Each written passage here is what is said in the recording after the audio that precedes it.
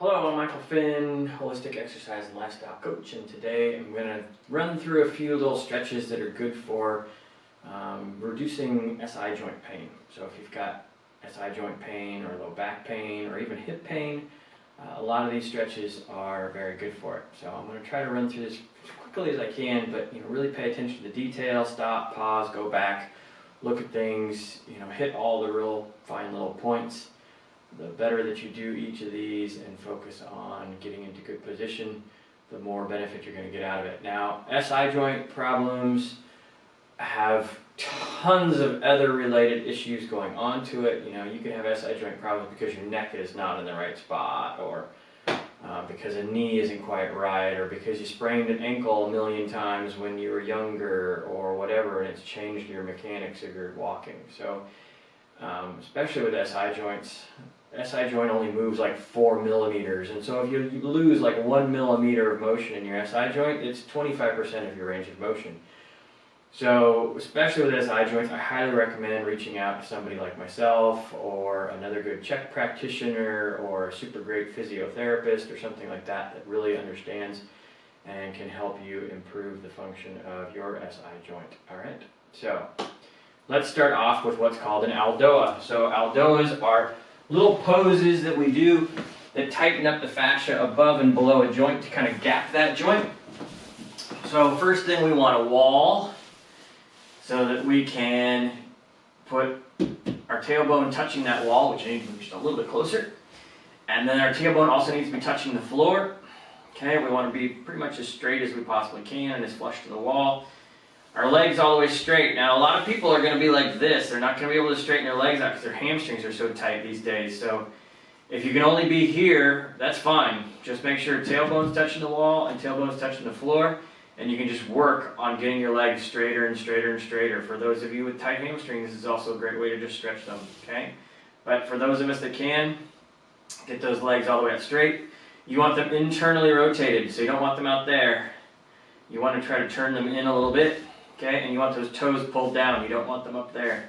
You want to pull those toes down that way, okay? This way we're putting tension in the fascia on the whole back side of the body, pulling the SI joint that way. And then with our upper body, we want to create tension in the fascia with the upper body. So we're going to be trying to flatten our spine down and lengthen it by tucking our chin, drawn into low abs, making everything long, and then with those arms up over the head, fingers pulled back but out to the sides so that the tips of your thumb are touching the ground, okay? And then in this position, you just want to inhale and really reach everything out. And exhale and try to flatten the cervical spine and the lumbar spine down to the floor a little bit, and that way we gap the L5-S1 joint. This is our first basic aldoa that everybody should be doing and everybody should learn, okay? Holding this position for about 5 or 6 breaths. Or what if you can? If you can only do 2 breaths, then 2 breaths is great. I'm just going to do one more. Alright, and we're going to do that at the end again as well, but that's a great thing to just kind of open all that up to begin with. Right, another great one is for the rectus femoris. Most people are really tight in here because of lots of sitting.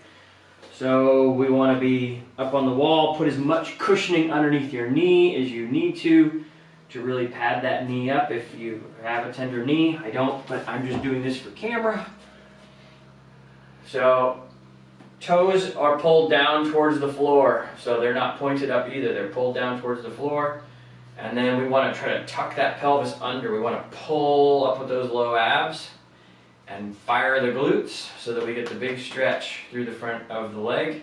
You can also ever so slightly shift to the side away from that leg, and you'll feel it pulling a little bit more up through the inside of that quad. Okay, and then really lengthen the spine out. If you want to add a little bit more, you can tension the fascia up at the top a little bit too by reaching that arm up in that same kind of aldoa position with the fingers out to the sides like you're holding a big platter over your head. Big full breaths all the way in, all the way out.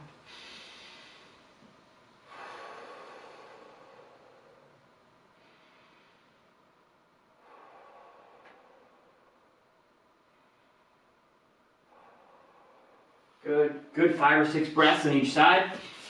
And then this, I highly recommend you do it 3 times on each side. I'm just going to do it 1 time on each side just to show you. Okay, my side is a little tighter, you might notice. So keep those toes all the way down.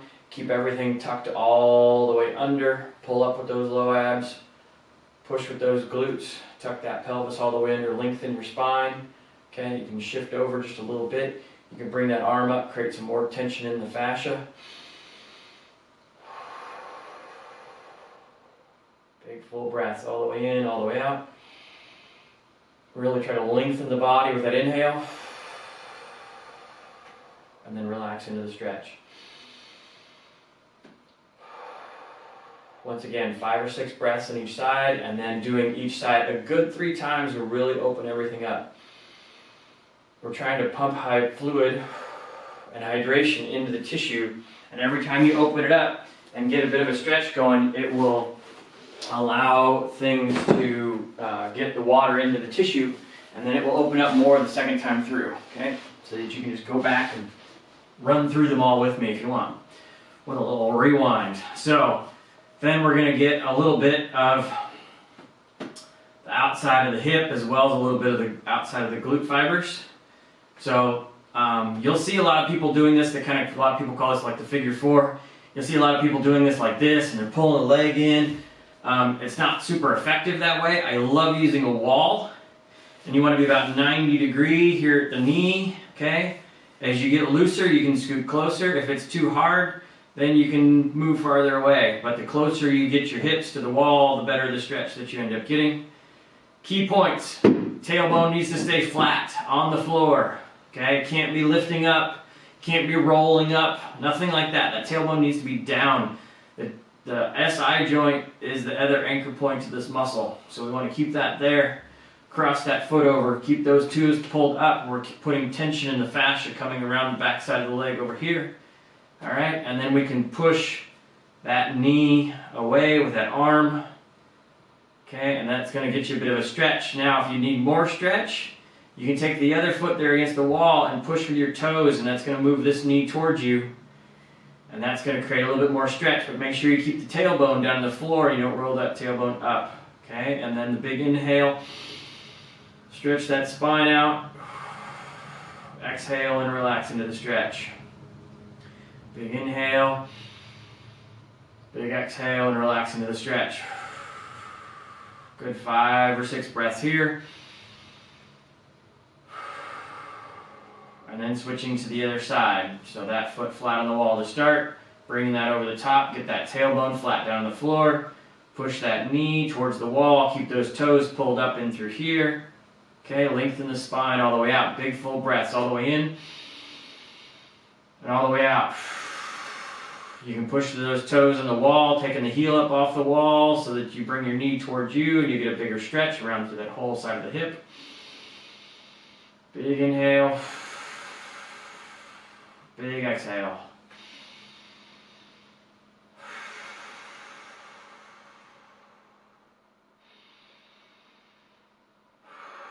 Really thinking about making your spine nice and long. Always focusing on posture.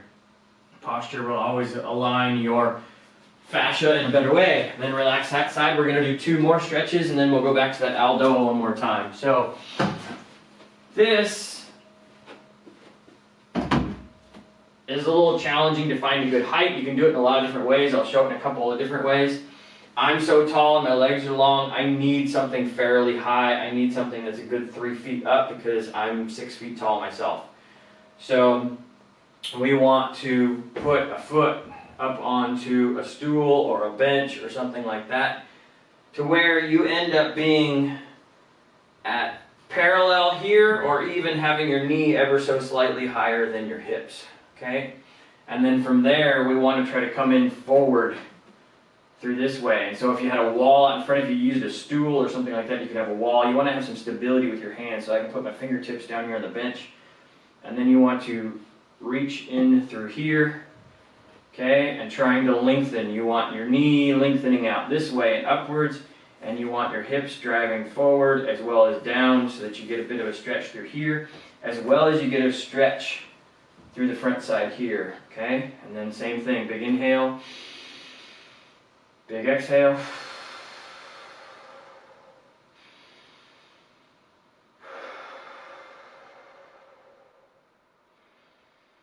So really try to lengthen. So I'm really trying to reach down with my heel towards the floor to lengthen out through my left leg. Okay, and then I'm going to switch to the other side. Going out there, that foot up there. Once again, remember, 3 times each side for all of these stretches. All right, and then we're going to be in through there. Okay, and really reaching this leg down to the floor.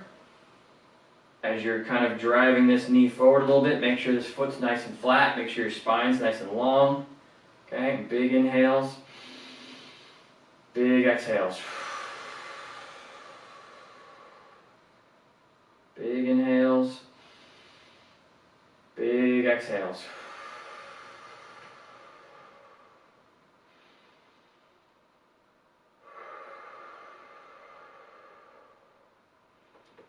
All right, so, and if you're tight in that one, where you're going to feel it is in through here. You're going to feel it all in through the front of the hips. Okay, so trying to open that up as well. A lot of people get really tight in there, once again, from sitting. Now, if you don't have something like that, you can also try to do this on the floor.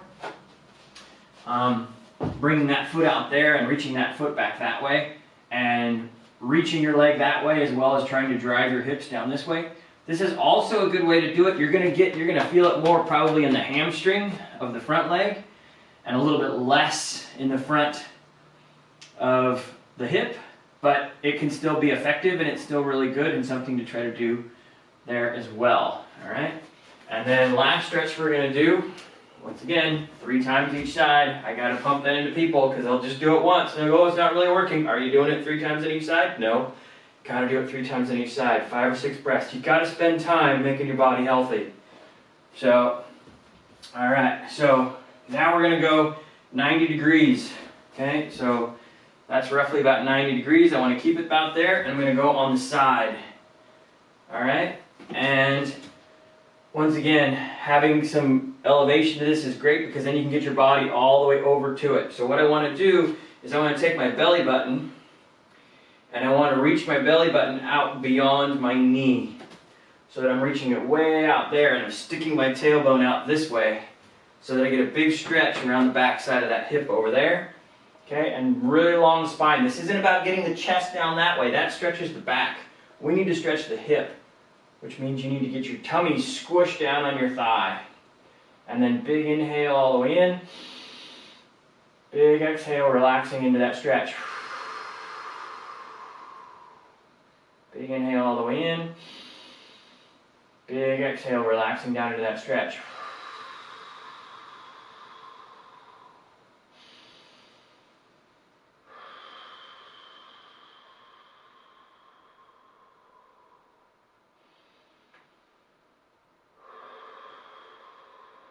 Five or 6 breaths on that side. Switching over to the other side. Once again, about 90 degrees at the knee. Make sure your toes are pulled up towards your shin. Okay? And then going that way. Nice long spine. Reaching out with the tailbone. Trying to push that tailbone out. Trying to set your belly button way out over the top of the knee.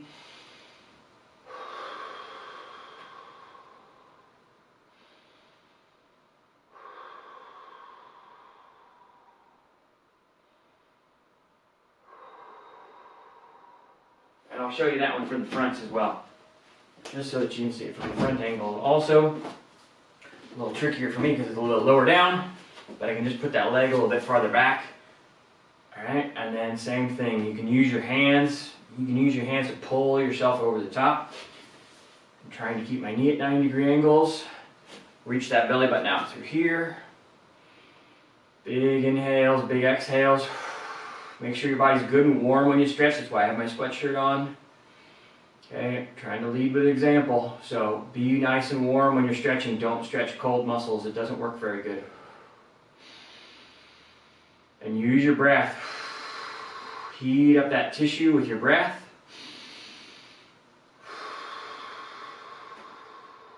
And then I'll show you the other side too. Remember, oxygen is our primary source of energy, so make sure to breathe. Pump that breath in.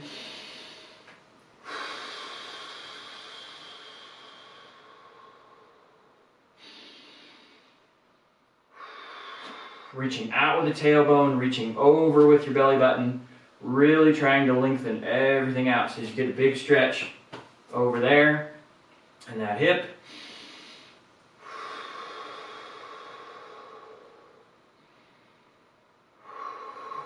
Great. And then let's go back to that Aldoa one more time. L5S1 Aldoa. So we're going to put that hip up on the wall, swing around just like so. Tailbone against the wall, tailbone against the floor. Legs as straight as you can make them, internally rotated, toes pulled down, nice long spine, arms up over the head, thumbs touching the floor, fingers pulled back. Try to push that low back down into the floor, try to tuck the chin, get the neck down lower to the floor. Big inhale, stretching out. Exhaling, relaxing into that stretch. Big inhale as you reach everything out.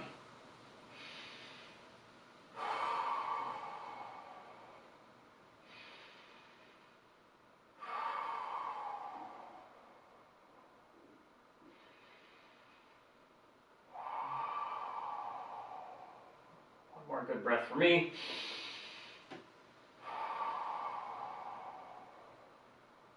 Remember, a good 5 or 6 big full breaths of air going all the way through, and now my body's more springy. All right, so great for the SI joint, great for hips, great for low backs, all of that, all really good to open it up. So give it a try, see if you like it, subscribe to my channel. You got comments or questions, go down below and put them in there. And if you're having other issues, feel free to reach out and we'll see what we can do. Hope all of you have a wonderful, happy, and healthy day, and I'll see you next time.